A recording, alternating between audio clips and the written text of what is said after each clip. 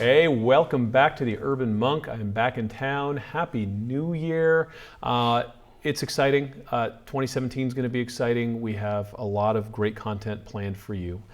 One of the things, if you guys have known me for a while, I've got 2 young kids at home and it's never quiet. And so one of the things I've been looking at is noise and what it does to the psyche. With crying babies and barking dogs and lawnmowers outside and airplanes overhead and all that. Grew up in LA, and it's one of those things that you just are never in a silent area in Los Angeles. Now I live a little further south.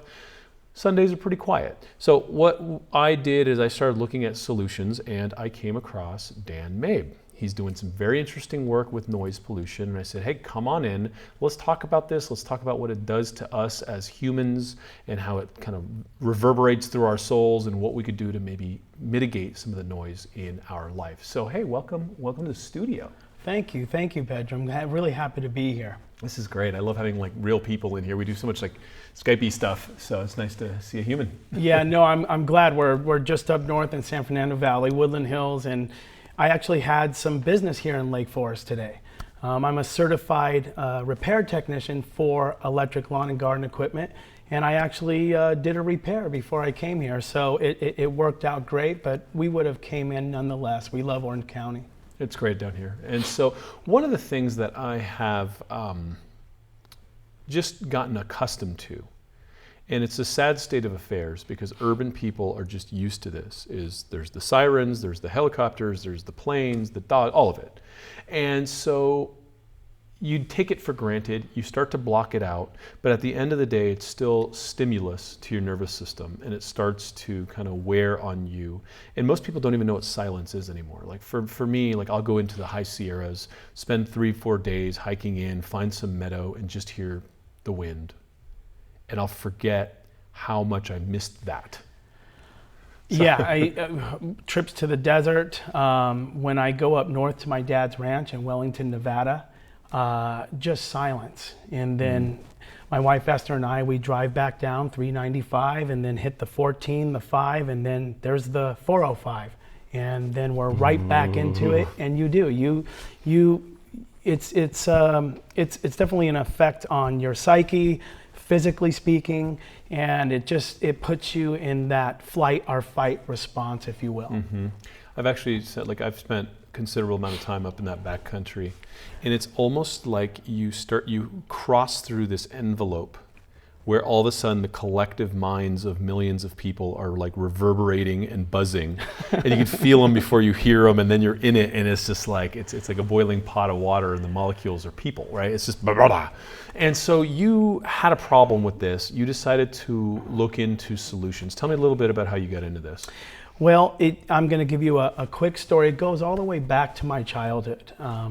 When I was 8 years old, my fraternal twin brother and I, we were separated from our biological family, and we were put in some foster care. And this one particular foster care home, the man of the house was a gardener. And we spent our weekends and our summers doing gardening work with gas equipment. So it really goes back that far. So fast forwarding to today, I played college tennis, and then I got into teaching tennis. And I would be out there on the court, and I would have a younger sibling, say 4 or 5 years old with mom, and then I would have their older sibling on the court, and then all of a sudden here comes the long cruise. And the first thing is the noise is deafening. And it's not just deafening, the vibrations that literally go through your body, and understand that gas equipment, lawn and garden, and it's the blowers, it's the mowers, it's the line trimmers, it's the hedge trimmers. They operate at lower frequencies, and lower frequencies tend to travel farther distances, and they can actually penetrate barriers and walls. So that's basically how I got into it. The one day that broke the straw that broke the camel's back is the gardener and I at my tennis facility, and we kept going at it back and forth. I said, look, I don't want you to operate this bleeping blower while I'm here. And it came to a head one day. And I went home really upset, and I said, you know what, I want to find out what to do about it. So I circled back to my roots in the landscape maintenance industry, and I started to research every gas alternative besides just manual tools, manual hand tools. And I started one of the first all-electric manual tool, low noise, zero emission maintenance companies. And that's basically how I got into this. But to your point, it was the noise that was the starting point, because that's what we all hear. Is it as good? Like when you have an electric lawnmower, does it get the job done as well? Is it less horsepower, less oomph? That's a great question. When I first started out back in 2007, absolutely not. We were using technologies, let's say, we'll go to battery chemistries, SLA, seal lead acid, NiCad, nickel metal hydrate. They were brush motors, and it wasn't up to the task. So you really had to want to do that to make it work, and we did. But fast forward to today, where we have technology for this industry that parallels the electric car industry. We have sophisticated circuitry, protection circuitry that powers brushless motors and advanced lithium battery technology, and not the kind that you see on TV where they're having accidents and problems with the batteries. These are chemistries that are very safe, and actually our organization tests and vets the manufacturers that supply this equipment.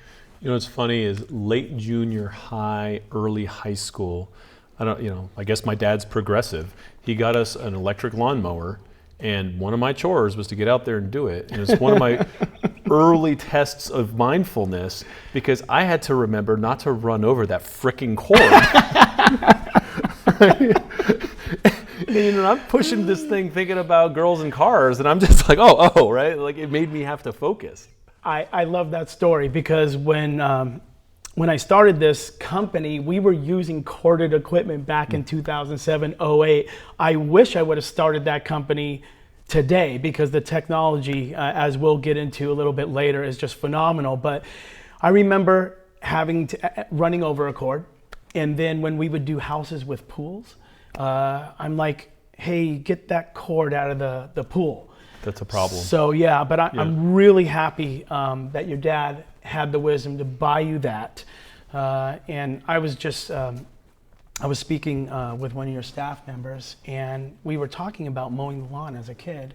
And since you mentioned that too, I love the fact that you mow lawns, I mow lawns. We need to bring kind of that back, I think. But with, of course, zero emission quiet equipment. But just getting out there and working with the earth and being outside and having the value of doing work like that, even as a hobby, I think goes a long way for our youth and us as adults. It's funny, is there's a couple components to it, I'm sure, and we'll tease this out. But so I try to spend as much time as I can at home, walking the dogs, taking the kids, just outside. And so you have the noise pollution, right? So I got the guys on the street, neighbors have gardeners and stuff, and they're blowing down the street.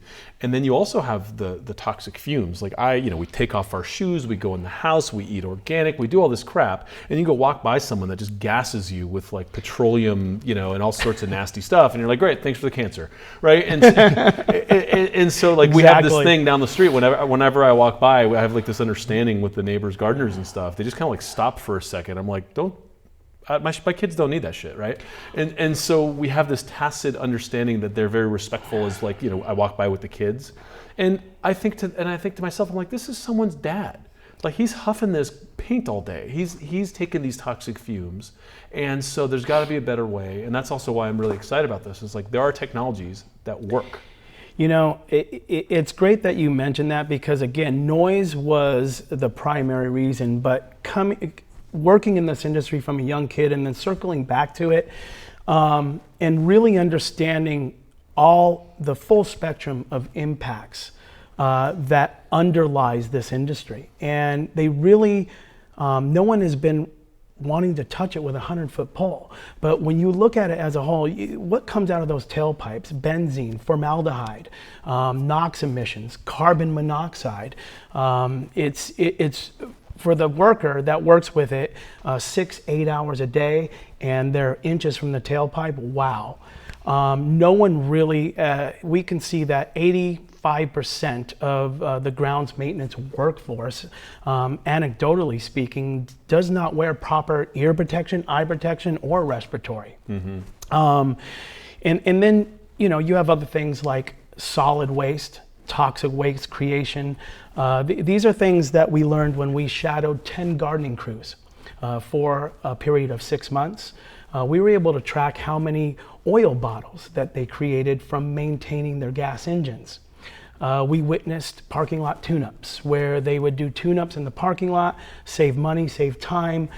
We would ask them, well, what happens to that toxic soupy mix that you just washed all your parts in? What do you do with that? Yeah, well, we dump it in the bushes or it ends up in a landfill. So we really uncovered a really toxic industry. And what's amazing is the technology of electric, the way it stands today, it can really almost entirely eliminate all of that in one fell swoop just by converting from fossil fuel operations to electric and manual, the combination of using manual tools. So side by side, I mean, first of all, manual tools, I love it because frankly, we all pay all this money to go to the damn gym. And if we just got outside and got some sun and used our bodies, it wouldn't, it wouldn't hurt us, right? So we'll put that aside for now because that's contentious. Right. Side by side, if I wanted to buy an electric powered set, so it's like lawnmower, blower, weed trimmer, whatever, to a gas powered, how much more, or is it comparable, like pricing wise? Okay, that's a great question. Right now, AGSA is working with one particular manufacturer. AGSA is your organization? Yes, and that is the American Green Zone Alliance. We've been working with a lot of manufacturers to help promote the clean technology itself. But going back to your question, we're going to be launching the National Green Zone Initiative. And the manufacturers have said so far that this spring, when we launch it, that they would bring the price down for people to just swap out their entire suite of gas equipment and exchange it for electric.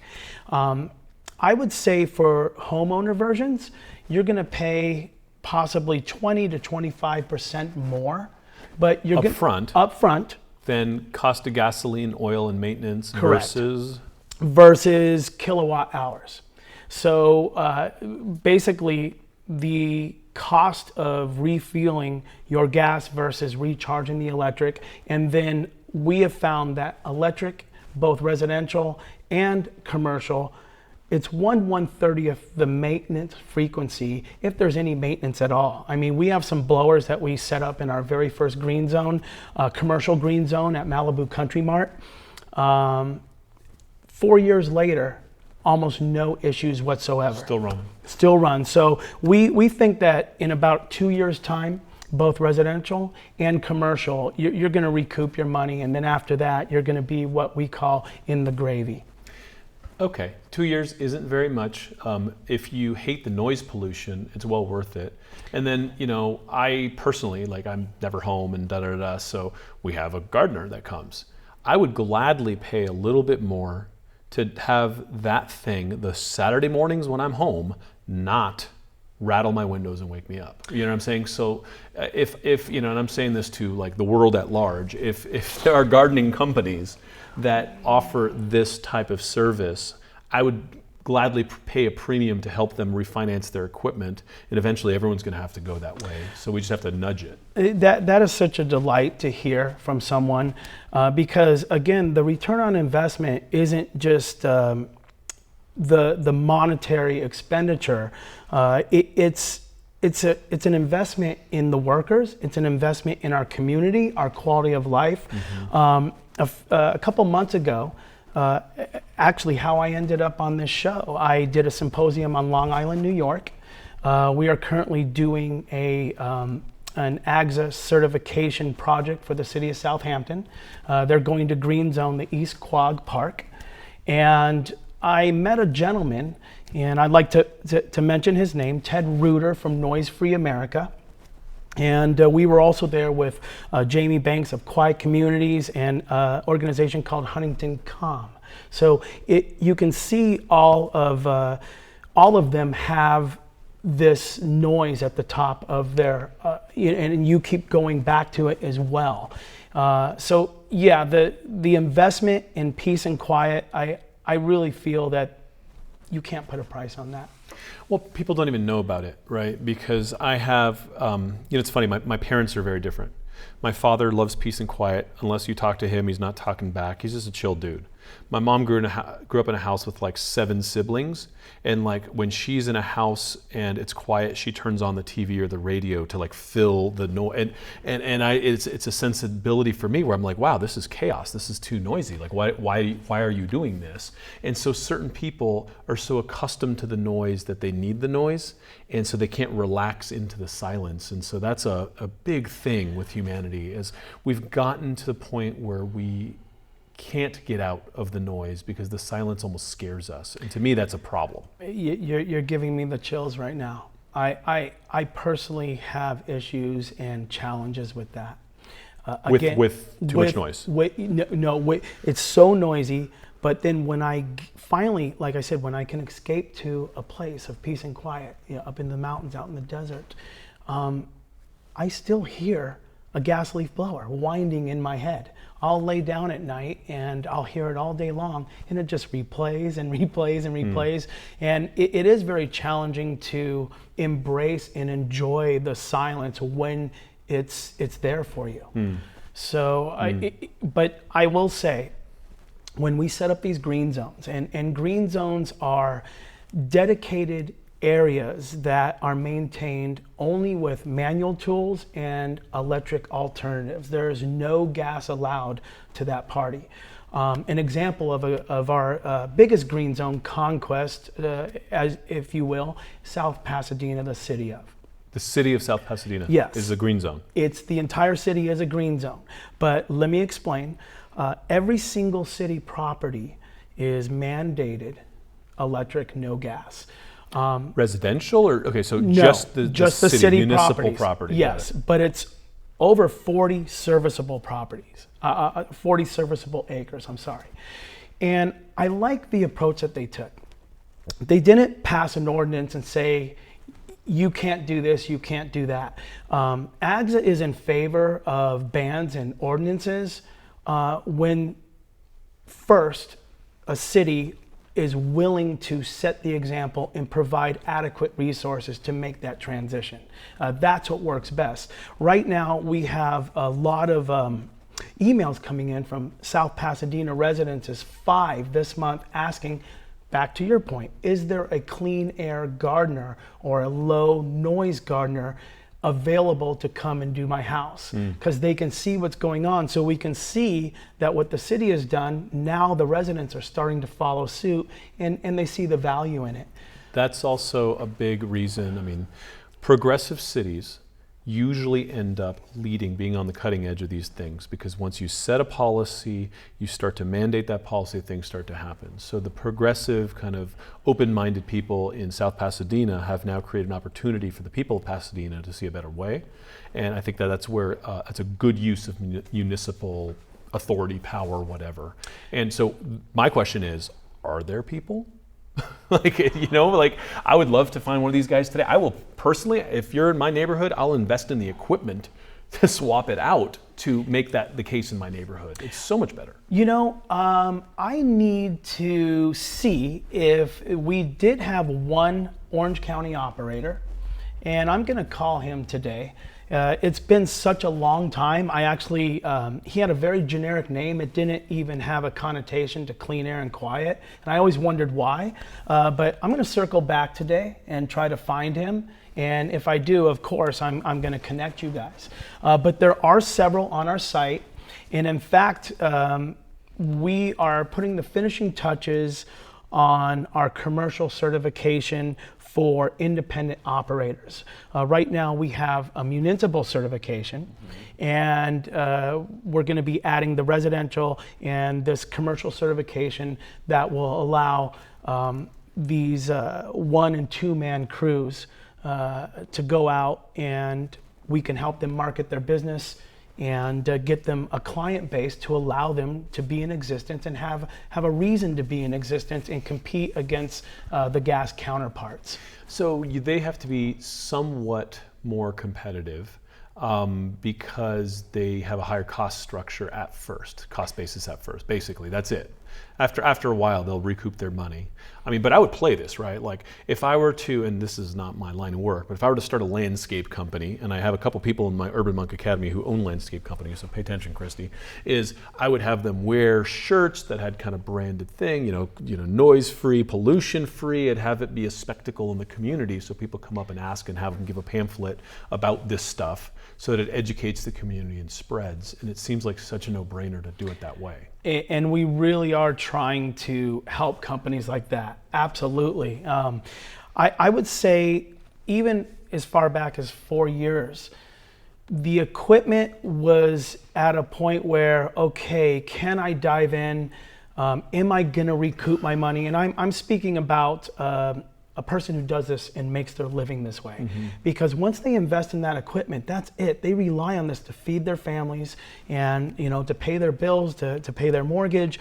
I think the equipment now is to the point where they can confidently make this investment and know it's going to last and have that durability. And there's only a handful of companies that the American Green Zone Alliance really will. It's not even an endorsement. We actually put their equipment through the paces. We have it beat up in situations beyond the point that's realistic to make sure if we stand behind something that it's going to operate within our green zone areas, because these are certified areas that are mandated no gas, all electric.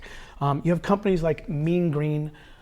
It's a great little company in Ohio, middle of the country, American made, have a great relationship with them, and a company that makes only electric equipment, Greenworks.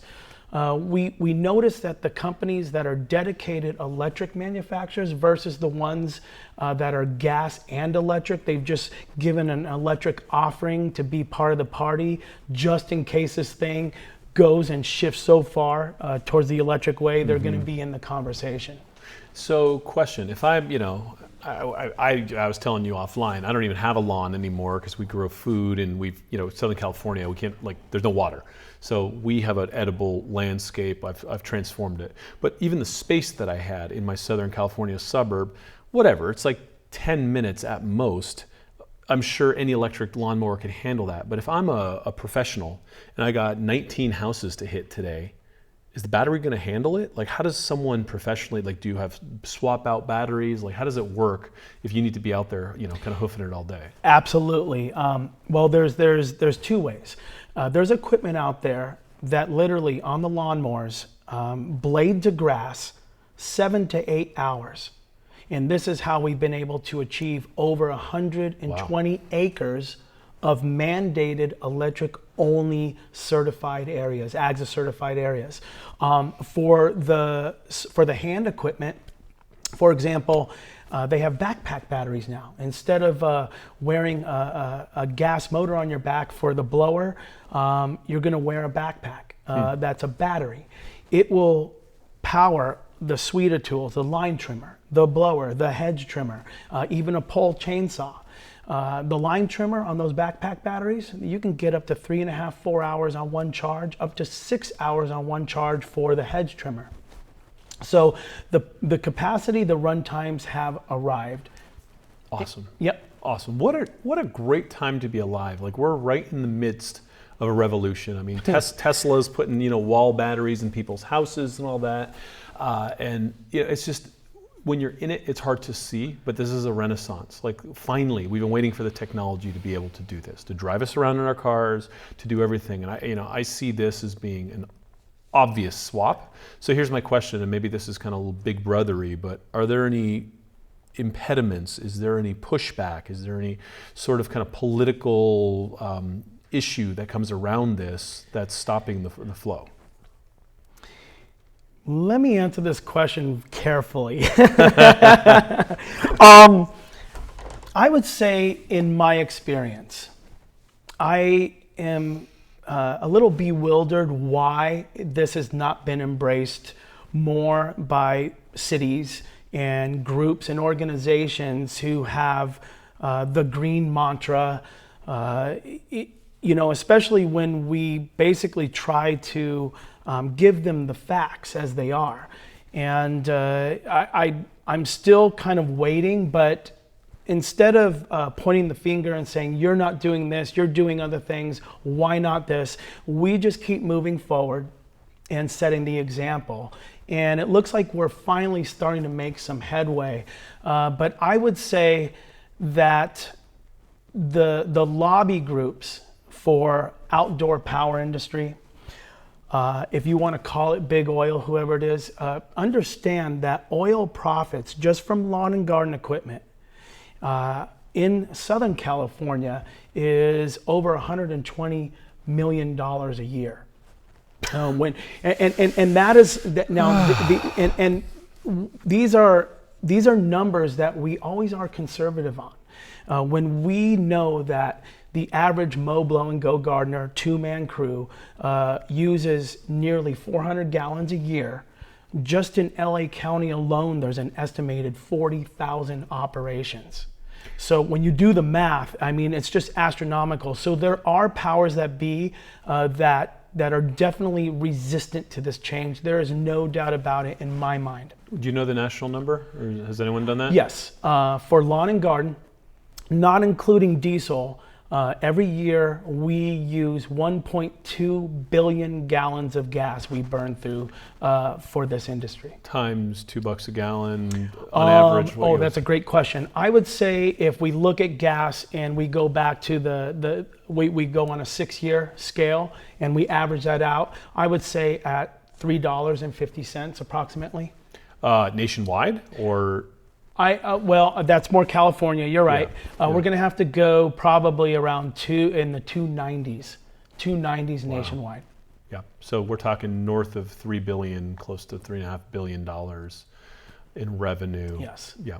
Yeah. And you know what? Listen, these guys are trying to eat too, but look, I don't buy that shit. If it's polluting the air and we have a better use of the energy, source that is less toxic, less noise pollution, then that's the answer. And so this is the problem we see in our political sphere. We were talking about this when he showed up just before the show. I was talking about water capture for my house and what that looks like and whether it was legal, and it's still kind of up in the air because when the original water rights contracts were made in California, these guys laid out a bunch of infrastructure and then basically went to the municipalities and said, listen, it's illegal to capture water. So you have to tell the homeowners that they don't have permission to capture water because we want to sell it to them to recoup our investment. So it became illegal for me to capture rainwater, which to me seems like really like an inalienable human right? Like it makes something turn inside of me. And so these are the things that we face with just kind of the basics of what it means to be human here. And these are the things that we have to push back against. No doubt about it, and especially on your property. And my dad's a hay farmer in Wellington, Nevada. He relies on water, an allotment from the snowpack in the Sierra Nevadas.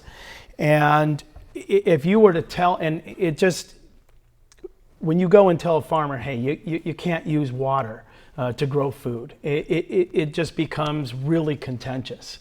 And you have to wonder, he tells me, okay, we have the big political group down south who wants the water to just pass go and go right down there and not allow the farmers to use it. Mm-hmm. So we know that there's some big turning wheels behind any kind of agenda that wants to tell you can't do something. Right. Tell your dad that he should be cool with me because I tore out my lawn. And you're growing food. And I'm growing food for my kids.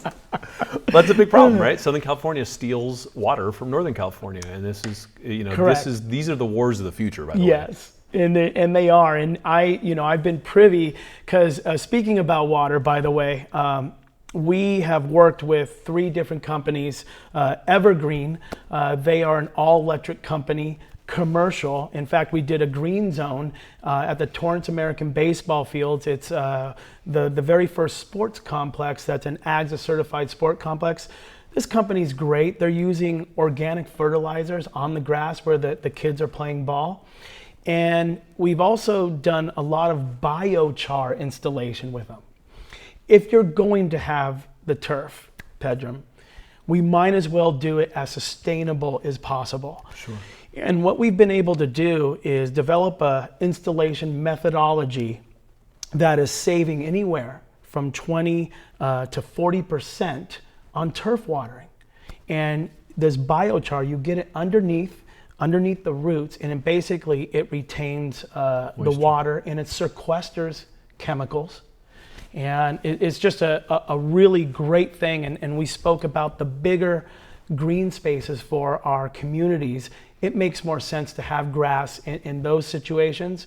But, if you're on your home and you want to grow food and lower your impact, instead of buying food at the grocery store that comes from Chile or from Mexico or somewhere else, while we're shipping all of ours out somewhere else, I think that's a great concept, and AGSA definitely promotes that first and foremost. I love that.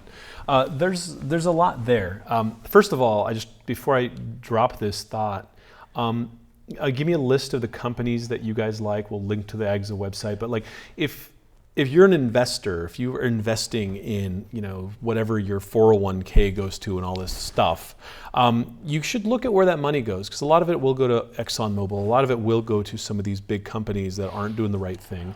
And you've already mentioned 2 or 3 companies that I like. And so if I'm going to buy stock, I'm going to buy stock in companies that are working towards the solution. I'm going to vote by hiring a gardener that uses that equipment, and that's how we change the world, right? And so conscious capitalism means voting with your money. And so I like what I'm hearing about these companies. And this ain't my uncle's company. I don't even know these people, but that's where I would rather have my money go.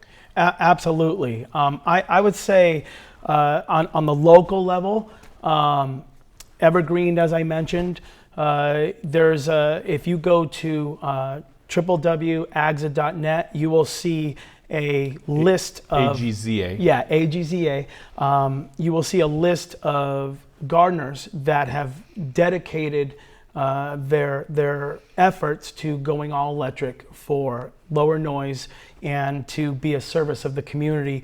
And they need help, and they need accounts. So please go on there, and if you see that they're in your area, give them a call and see if they can help you out.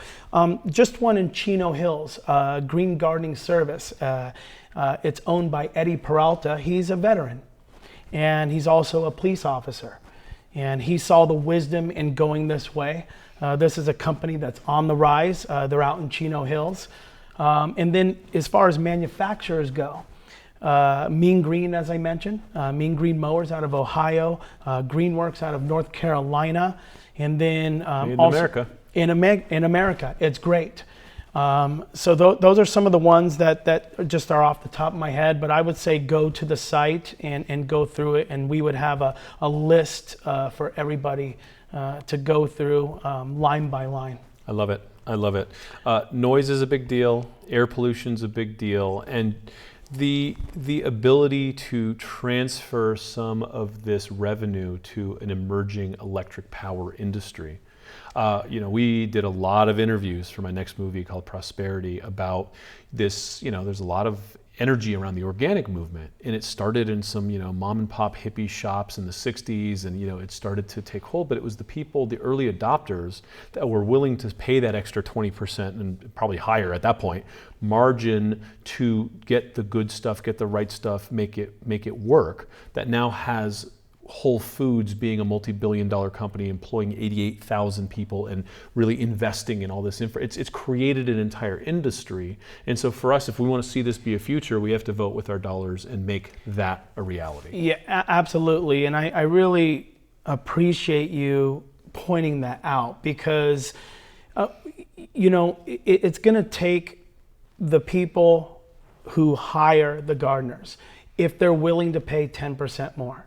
But circling back, I think the technology is so good now, I think that these companies can offer the same amount of service that is very competitive against gas. Mm-hmm. And it's interesting, all of this conversation always started back with noise. And I want to circle back to, we talked about companies, but let's talk about some of the nonprofits who have been so instrumental in saying, wait a minute, there's something here. We need to show this to everybody. Nonprofits like Noise Free America, I want to go back to that. When you go to their site, it's not just lawn and garden, but it's an entire list of noise issues that ails our society. And then Jamie Banks of Quiet Communities, we've done a lot of work with them nationally. And then I want to mention Sonoma Com up north. They're a community action group, just like Huntington Com on Long Island. And at first it was like, okay, we just don't like gas leaf blowers. We don't like the noise. But since we've been working with them, they kind of see this holistic picture of like, wait a minute, we can't just look at one piece of equipment. We need to look at this entire industry. And we opened their eyes to, okay, there's humans involved. There's workers, there's people involved. And we're very, very happy that they've kind of embraced the idea that we need to make a change and a shift for the entire industry. Yeah, what's funny is if someone had the patience, tolerance, and interest in doing a meta-analysis of healthcare dollars spent on landscape workers in stuff that was related to toxicity, I bet you that number would be much more than that 10-20% margin in using the petroleum. Oh. Period. Right? And so no one's willing to look at that because our tiered society and just these, the gardeners tend to be first generation or second generation immigrants, and it's like you're lucky you have a job and all this shitty stuff that happens in our culture, right? So if this was the children of people in the Pacific Palisades, it would be up in arms. Absolutely. What's interesting is, you're right, they're mostly first generation immigrants, but I'm going to, when I get back to my desk today, I'm going to send you some videos, and we actually have a few gardeners that are Caucasian guys. Because it's for everybody. It's an industry for everybody, but these are guys out doing the work, and they allow us to shadow their crews. And we have full access to their habits, how much gas they use. They're completely forthright. I'm gonna send you some of these videos. But again, the industry as a whole, with, like you said, this mostly first immigration, our first generation, mostly from Latin countries, they tend to stay quiet and not complain, we notice, because they are happy to just have a job. But I agree with you. Where are we at now? Yeah, we have it, and we should get behind it more. And we're better than that. That's not appropriate. That's not how you're your brother's keeper, right? And so, I had the other day, I had our gardener was over and his kid, and I didn't know any about any of this, so I was guilty as charged, just ignorant. But he's over there with his kid, and his kid's out there just standing behind him as he's blowing the stuff. And so I go grab the kid and bring him inside and have him play with mine. I'm just like, at least get him out of the wake of this crap, right? And it's just one of those things where it's like, man, you're putting endocrine disrupting chemicals in this young child's system. And, I've had a gajillion shows talking about what that does to the internal physiology, and, just the challenges with the health conditions of America come from this crap, right? And so this kid deserves better. What's interesting is, when I go to these symposiums, I deal with industry. The guys that manage the crews, that own the companies, and then the workers themselves. And they tend to be a pretty tough group, but I come from that group. I'm not intimidated at all, and I give it to them straight. And I tell them, look, these are the facts. Even though, Pedram, there's not a lot of studies out there that can link the use of this equipment to ill health effects, but I can tell you it's affected my health personally, and there are studies starting to surface now that we're finally shedding some light on it, and I'm so glad you're bringing these points up. I did make a little note here. I went up to the California Air Resources Board and did a 3-minute testimony in front of their president and the governing board there. And then we had like a little symposium, and they did a new study. And this is something that I really kind of knew for a long time. The emission inventory for lawn and garden equipment, I thought was a little understated. And this new study not only included emissions from combustion, but it was also, they factored in evaporative emissions. So basically, when you have a gas lawnmower, a gas piece of equipment is sitting in your garage, it's basically slowly leaking pollution out there. So now that they factored in this evaporative pollution, and this is a new study, so I'm going to have to reference it because I know most of them at the tip of my tongue. But basically what they determined is that ROGs, reactive organic gases, and NOx, which is nitrogen oxides, which is the precursor for smog forming ground level ozone, or a major contributor to it, from lawn and garden and other small off-road engines, they're going to exceed pollution of light-duty vehicles and passenger vehicles, especially in the basin here, the Southern California basin, by 2020.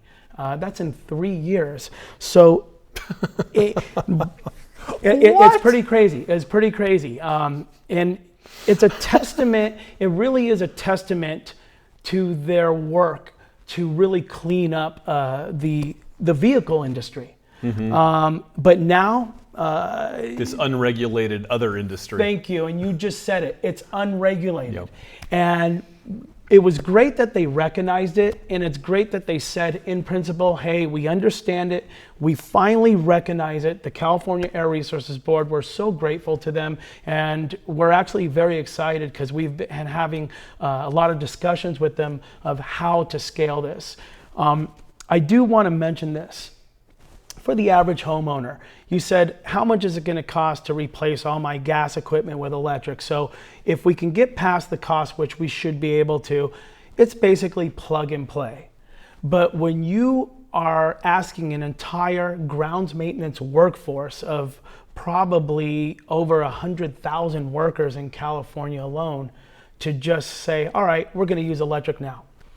A lot of it can be plug and play, and that's a testament to the manufacturers such as Mean Green with their industrial design. However, we have noticed that it's just not going to be that easy. You really need to get in there, and when we do this certification, this training, this interaction with the worker, we're actually kind of we're socially re-engineering their approach and their thought process. And you would be surprised, these guys, these first generation fellows that we just mentioned, they're really starting to say, you know what, this is my health, this is better. Mm-hmm. And they're going to start more and more asking their managers for it. So we really are, we're on the cusp, I think, to having a big shift here. Okay, I love this for multiple reasons. If you are involved in a homeowners association, I want you to bring this to your board immediately and change the bylaws of your HOA to require this. What it's going to do is it's going to be an advertising point to bring up property values of the entire neighborhood. Net, your appreciation in real estate is going to crush the amount of material cost of getting this stuff. So it's a no-brainer. If you can afford to do it for your own house, if you mow your own lawn, look into it immediately because you're getting cancer by standing behind that thing. And then if you have and this is easy, like my guy who probably does 20 houses in my neighborhood, I'm happy to do a no interest loan to him to pay off the equipment and help him with it. That's great. Right? And just make that kind of lateral jump. I have a couple friends that are in funds and all this. There's direct public offerings. There's a lot of ways to raise capital nowadays. I'm happy to talk to anyone who wants to kind of raise capital and do kind of a crowdsource. So like you could get a whole community and have everyone invest in that community, and then that landscaping company is part of the collective, and it could go out. There's a million ways to fund this. And then just off the top of my head, as I was voting this last November, I was going through all these like ballot initiatives for California, going, whoa, who the hell writes this crap? How is this even here? And then I realized, wow, why don't I just write a ballot initiative? Right? So like you could just as easily take this and make it a ballot initiative for your state or your city, put all the factors in there, get it done. It becomes the law of the land, and then the industry will be forced to fund it. And so we have to find creative ways to get the mom and pop guys to not suffer, right? Yeah, and that is the key, reaching out to that demographic and somehow offsetting that initial pain of conversion, if you will. But you know what? Here's the thing. There's a lot of studies right now that show that micro lending, especially to women, has been like a lot of these companies have like 99% payback on loans, micro loans to women in third world countries that pay way better and get much better return on investment than lending money to big companies and governments that default. And so my gardener's a good man. I mean, that's an easy microloan thing. So I mean, I could call up one of my microloan people, find out a way to like just get these guys to come in and like rapidly pay that off, and they get a 10% bump. It's not a problem, right? This is where market dynamics come in and really shift things. I trust my gardener to pay his bills because he shows up and he works every day. He's not a lazy ass, right? Exactly. And before I came on the show, they're like, "Hey, what kind of show is that? Who are the listeners?"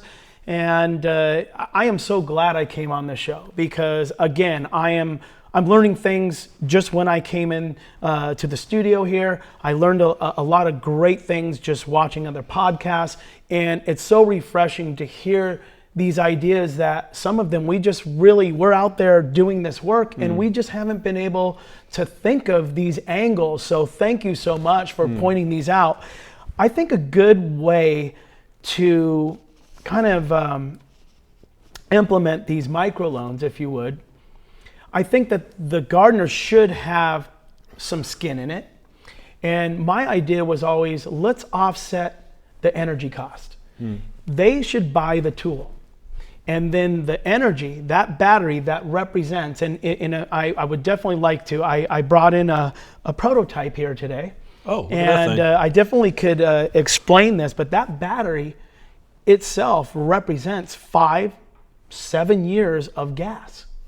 If we can help bring down the cost of the battery, and they just have they invest in the tool, then I think that would be a great program.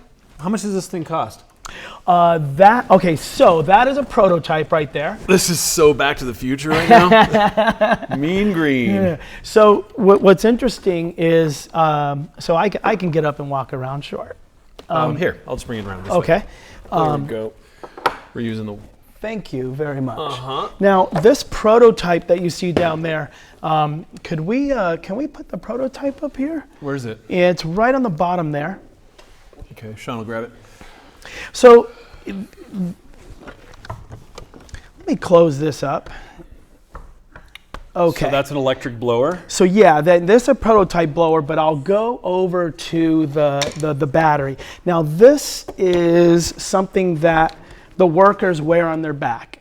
It's lighter than the gas blowers that they normally have on their back. This powers their full line of tools, but this also powers this incredible prototype that I'm going to talk about in a sec here. But look at this, Pedram. This just slides in and out. That's how many years of gasoline? This can represent up to 7 years of gas. Up to 7 years. This specific chemistry that Mean Green is using for their batteries and the way it charges and discharges, depending on the tool and the maintenance area, you can get 5 to 7 years. on it. So it slides in and out. And what's cool about this for the workers, hear that fan? We really do want to improve the working conditions. Wait, is that cooling their back? It's cooling their back when they're using it. Exactly. That's pretty cool. And you know what I would add to that if they don't have it is EMF shielding, just for the battery and the having the battery there. So Mean Green, it's not hard to do EMF shielding. And so that's one of the things that you know, would basically make this like zero hit.